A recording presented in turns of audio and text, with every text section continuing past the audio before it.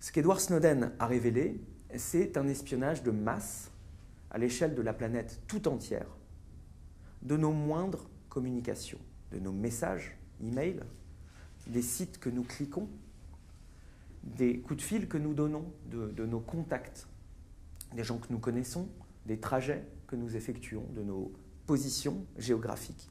Ce sont des centaines de milliards d'informations chaque mois qui sont stockées par la NSA et ses partenaires publics et privés, qui sont potentiellement accessibles aux 950 000 citoyens américains habilités top secret, le même niveau qu'avait Edward Snowden au travers de son employeur Booz Hamilton Allen, une entreprise privée au passage.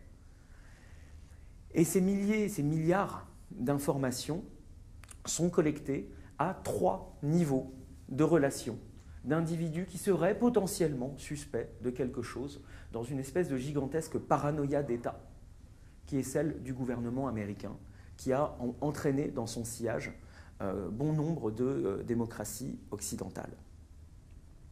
Dans cette paranoïa d'État, l'ennemi fait partie du reste du monde. Donc on va espionner le reste du monde.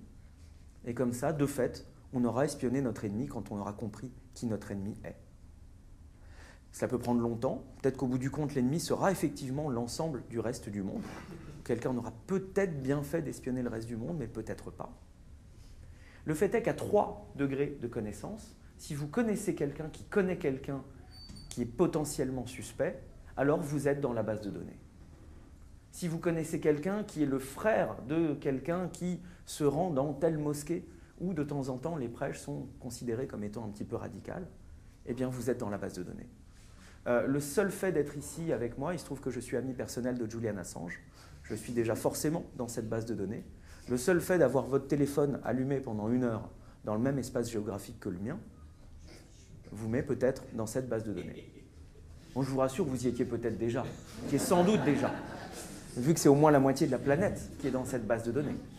Et cela vous donne une idée de l'étendue de cette paranoïa d'État qui se traduit aujourd'hui par des violations massives de la protection de nos vies privées, qui est un droit fondamental. Donc c'est ce tableau-là qu'Edward Snowden nous dresse.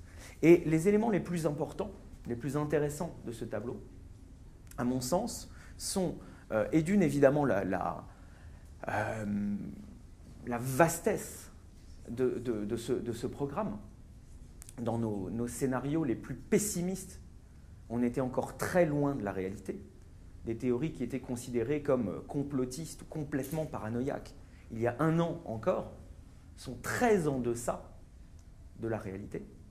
Donc, l'étendue de ce programme, de ces programmes, c'est 11 milliards de dollars annuels de budget de la NSA qui sont consacrés à cet espionnage de masse.